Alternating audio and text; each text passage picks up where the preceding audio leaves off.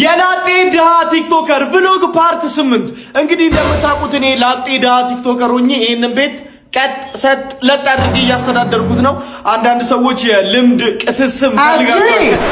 ወይ አባያለ እንዴ እኔ አባት ቤት በዚህ እድሜ እየኖርክ እኔ እያበላው ብቻዬን ነው የምኖረው። ልምድ ቅስስም ብለህ ጭራሽ ተዋሻለህ።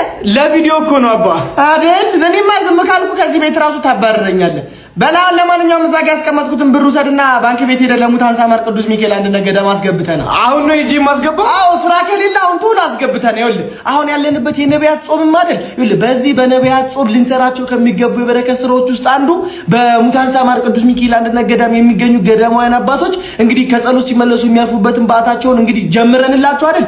እሱ እንዲያልቅ እንግዲህ ያቅማችንን ድጋፍ ማድረግ ነው ያለብን። ይኸውልህ በንግድ ባንክ አካውንታቸው 14259839 በአቢሲኒያ ባንክ 14109444 ላይ ድጋፍ ማድረግ አለብን። ጎበዝ አስገብተናል።